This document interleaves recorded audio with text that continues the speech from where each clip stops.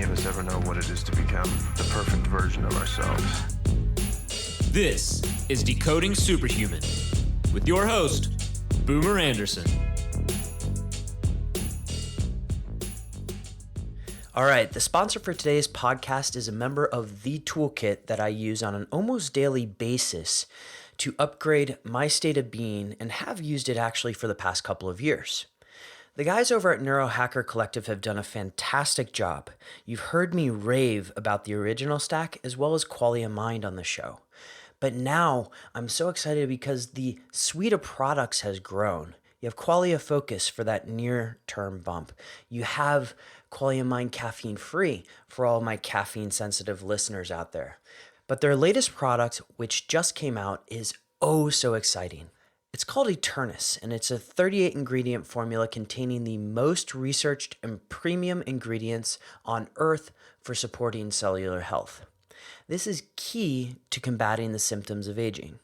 If you want to check out Eternus, Qualia Mind, Focus, or any of the Neurohacker products, go over to neurohacker.com and plug in the code BOOMER. You'll get an additional 15% off your order. Enjoy.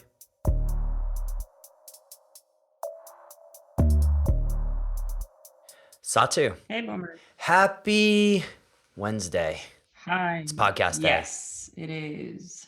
How's the weather in Stockholm today? It's not so good. It's gray. Winter is back. It was actually snowing yesterday, but it looks promising. We're back to spring weather next week, latest. Beautiful, beautiful. How's it over there? Oh, it's actually quite nice out. I've been working outside and just getting some sun, which has been a great change and allowed me to make some modifications to some of my routines, which is really what we're going to get into today. So, topic is morning routine, Satu. Yeah. Shall we do a little bit of a deep dive today for everybody? Mm-hmm. Sounds good. First, let's talk about why the morning routine, because I've done a little bit of a deep dive in this field for the past 6 years. I wouldn't say I've figured it out. I just feel like a lot of people need one. Yeah.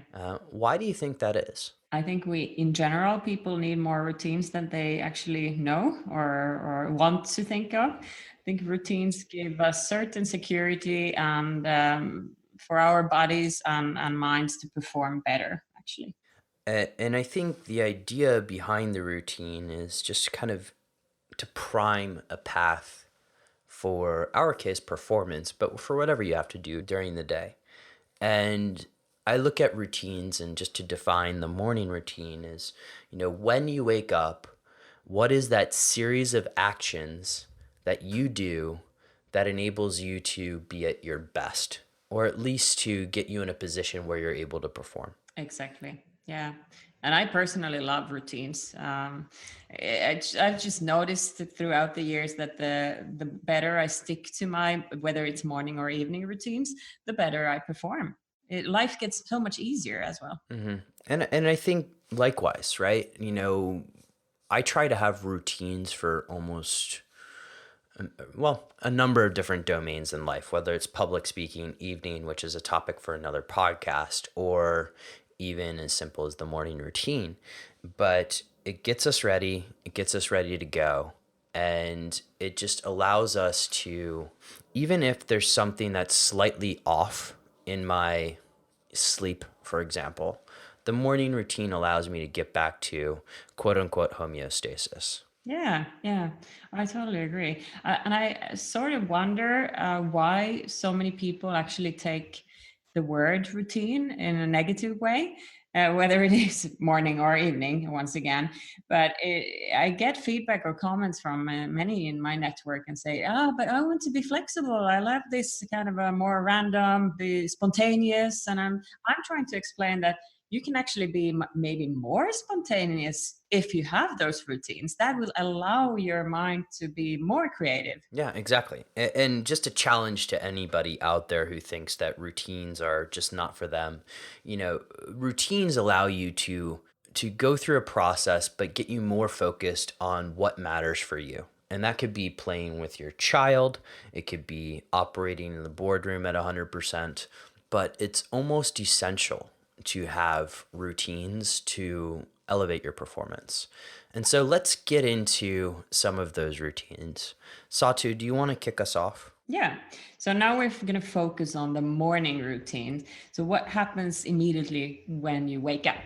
Waking up, do you wake up to an alarm clock or do you automatically wake up? That's also something we could discuss maybe another time. But in my case, I do have a backup traditional alarm clock that wakes me up in case I would not wake up by myself. And I do. I wake up at 5. That suits me. Might not suit everyone else, depending on your circadian rhythm.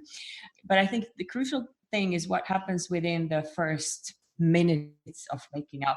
And sadly, I've heard so many stories about, I have my alarm is my phone. So I take my phone in my hand and I start reading emails.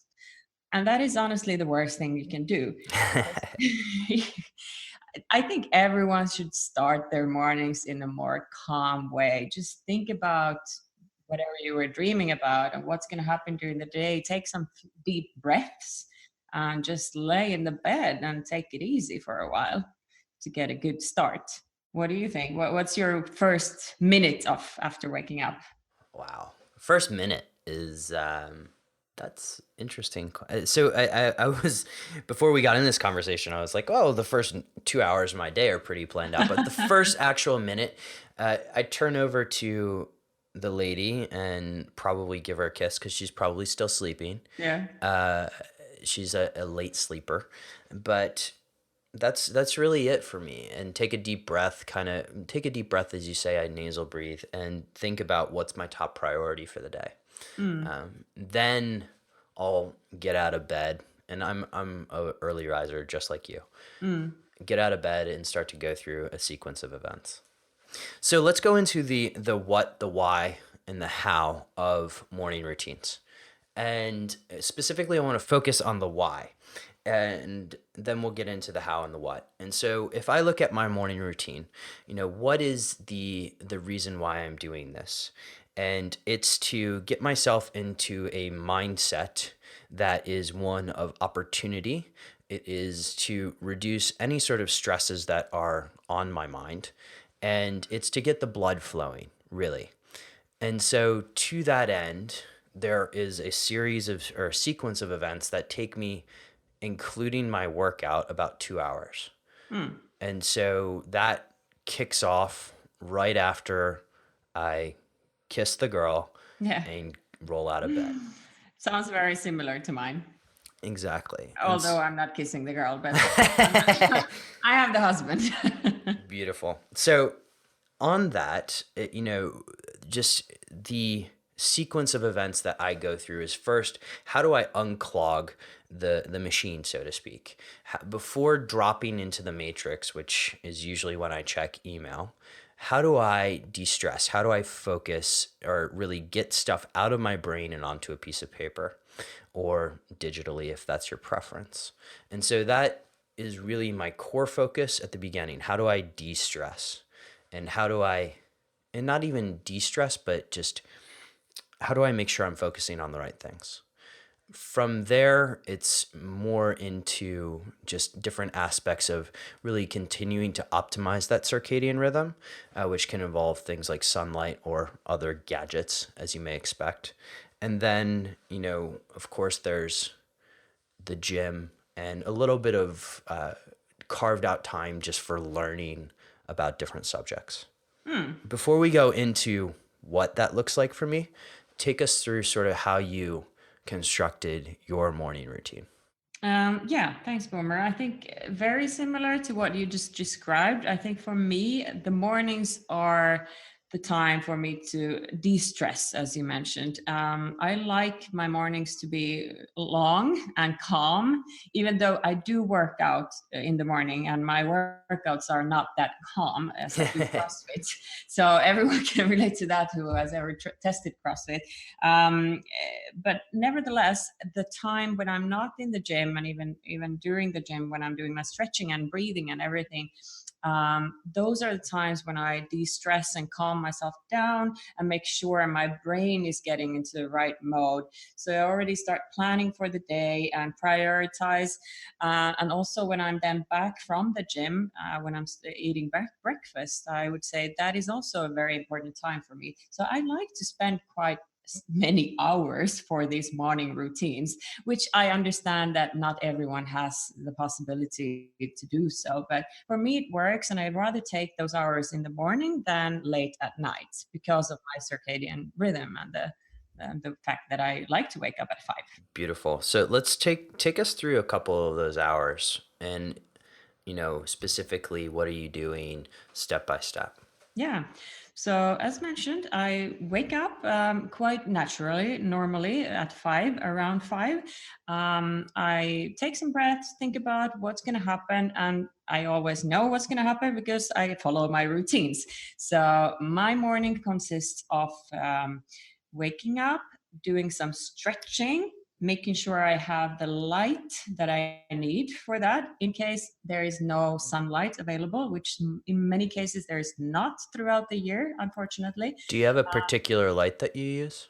Yeah, I do have the red light that I'm using in the mornings, so I don't switch on the normal lamps. They are too bright and they just sort of mix up your circadian rhythm already to start with.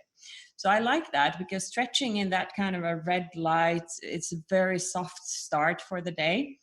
I have my cup of not coffee actually, cup of hot drink that I have turmeric and ginger and cayenne pepper and chaga mushrooms and so on with some almond milk in it, and that's my start with MCT oil.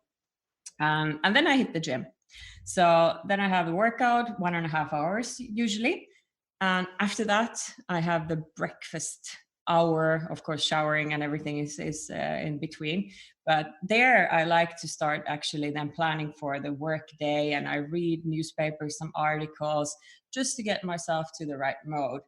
I'm feeling energetic. I fuel myself up, have the right food for my brain to function later the day. That's short summary. Probably some things I missed.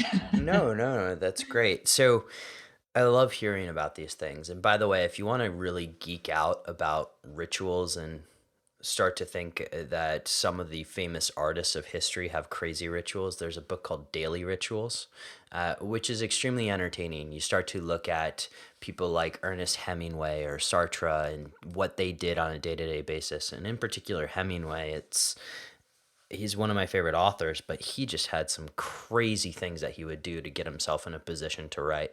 Wow. But when I think about morning routines, going back to the why, for me, it's optimize the mind, optimize the body. And in order to optimize the mind, I need to put myself in a certain mindset. I am not naturally optimistic. It's just something I've had to work on over the years. And then, so that is one aspect of optimizing the mind. I also want to make sure that my nervous system is balanced. And then on the body side, I just want to get my blood flowing because it is early in the morning and I do like to work out early in the morning. So one aspect before I even leave for the gym is just to get that blood flowing. And so what does that look like? And I think people who are listening to this, keep in mind that, we may have longer morning routines, but the point of this is just sort of how do you optimize your mind and your body? And for you, that could take 15 minutes. It could take 2 hours. That's okay. But the point of this whole podcast is for you to just sort of start thinking about how you can make those routines daily so that you can show up to life in a higher state of performance. And so with all of that sort of precursor, let's talk about what I do in the morning because it's sometimes a little bit nutty, but assuming I hit this, and I think you should allow reasonable flexibility with yourself. There's always going to be life events where you just may not hit it. Assuming I hit this, it looks a little like this. I wake up, roll out of bed. That can be anywhere between 5:30 and 6:30, sometimes a little bit earlier, but I don't have an alarm. I roll out of bed, kiss the girl, as I've mentioned, and then I walk into the room and I do something now called morning pages. And it's interesting that we're having this discussion right at the beginning of a quarter because I usually switch my morning routines every quarter. And this is something that I've added recently. And so morning pages is based on a book called The Artist's Way, where you basically just write 3 pages, almost Dear Diary style, about whatever is coming from your mind at that point. And sometimes that can look a little crazy. Oh, yeah. But it helps me get stuff that isn't serving me out of my head and onto a piece of paper. I conclude those morning pages with just sort of 3 pieces of things that I'm grateful for, and that helps really optimize my mindset. While I'm doing this, I stack things. So while I'm doing this, I also have, right now, because of a knee injury, a near infrared light shining on my knee. So I'm writing, I'm stacking my habits, I'm starting the day with just sort of injury repair and optimizing my mind. From there, I go into a little bit of a data review. And this could include anything from taking my own blood glucose to reviewing my Oura Ring, my Whoop, whatever gadget that is. Just to sort of see, externally I could sense where I am, what's going on, what are the thoughts going through my brain, but what does the data say? And the reason for that is because I use the data to drive my workouts. If my HRV is shockingly low, which does happen sometimes, what does that mean for my workout? Well, I may take it easy. I may go into the sauna instead. Then I'll go into a meditation, which is just a short little 20 minutes. I do transcendental meditation, but I use the Muse as well. And then I'm off to the gym. And that workout is usually predetermined by the data and where we are with that. Excellent. Excellent. I think the data part is super important and interesting as well, probably for many of our listeners too. I also check my Aura data every morning, and that defines a lot of things or my decisions every day. And when I'm at the gym, I think another way to just kind of stack and get more things in, I'm either listening to audiobooks, unless it's a high intensity workout. I'm listening to audiobooks, or I use Blinkist, but it's a great way to devour business books very quickly because most business books you can summarize in 1 page, and Blinkist does that. So that's a little bit on really, what I do every morning. Yeah. And actually, something I forgot to add, now that it's springtime, when I'm coming back from the gym, what's the nicest thing to do? It's around probably then closer to 8 a.m. So I find the spot in the sun and I just stand there. That's my sort of first recovery after the gym, to get the sunlight. Since at that time I don't have any makeup or anything, and if it's even warmer, you have like the t-shirt, and so you really get the sunlight to your body. I think that's a very, very beneficial thing to do. Yeah, absolutely. In terms of optimizing your circadian rhythms, getting sun first thing in the morning is a great idea. But I think anything more on morning routine, Satu? No, not for my part. I think the message here is, as you already said, is that everyone needs to find their own routines, and you might not be able to have all these hours in the morning. You might have a very busy schedule. You might be flying around in the world and having meetings, and jet lag and everything. But still, there are certain things that you can for sure repeat. Maybe take those couple of breaths or the meditation. Have that as a standard. It will calm you down and it will prepare you for the coming day. Key message: optimize your mind, optimize your body, perform better. Satu, thank you so much for joining. It's been an absolute pleasure catching up. Likewise. Superhumans, have an absolutely epic day. Superhumans, before you go, can I ask 2 favors? Did you enjoy that episode? If so, can you send me an email at podcast@decodingsuperhuman.com? Provide any feedback, positive or negative. I would love to hear from you, and for those of you who have really taken advantage of that, I respond to each email. Secondly, if you did enjoy the episode, can you head on over to iTunes, SoundCloud, Spotify, Stitcher, any one of your favorite podcast listening platforms, and give Decoding Superhuman a 5-star rating. It would really be appreciated. And then finally, for those of you who are looking at taking an informed approach to health, head on over to decodingsuperhuman.com. Check out what we have going on over there, and if you want to schedule a free 15-minute discovery call with me, you're going to have that option. Superhumans, have an absolutely epic day, and remember as always, choose health.